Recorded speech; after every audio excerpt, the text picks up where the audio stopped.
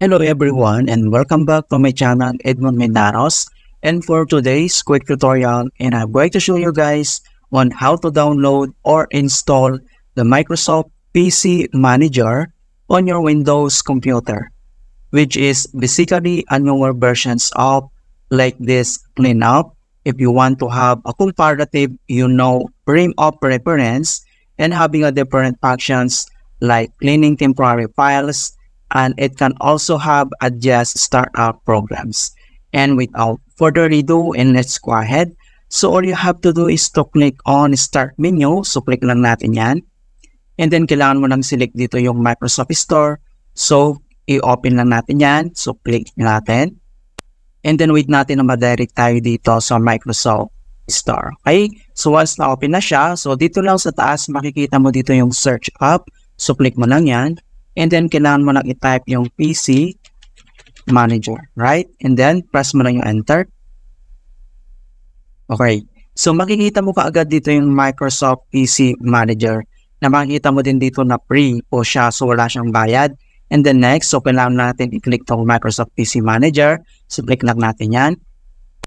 Ayan. So, makikita mo na dito na Microsoft PC Manager ready to installations in downloading. Okay. So, dito sa descriptions, Microsoft PC Manager is a utility app for your PC. It offers features such as one-click boost, storage cleanup, file management, and protections of your default settings from unauthorized changes. Okay, so napakaganda din mga kaibigan yung kanyang features. And then meron po siyang 4.6 ratings and review. So mataas po siya. Right? So ang next step, kailangan mo lang i-click tong install. So click lang natin yan. And then if you receive user account control, and then click mo lang tong yes. And then wait natin na ma-complete yung installations in downloading into 100%. Ayan. So makikita mo dito na complete na yung installations in downloading. And then kailangan lang natin i-click tong open para makita natin yung kanyang mga features. So click mo lang tong open. Ayan, so ito na siya mga kaibigan, na-open na siya. Okay, so dito sa kanyang home, makita mo lahat dito yung kanyang mga features. So nandito yung protections, i-click mo yan. And then system protection, so pwede kang mag-scan po dito mga kaibigan. And then yung Windows update, yung default browser settings, andito lahat mga kaibigan, yung mga kailangan natin. Okay, and then dito naman sa kanyang storage, so pwede kang mag-scan for deep cleanup, files cleanup, downloaded files, and then yung mga extras and storage sense mga kaibigan.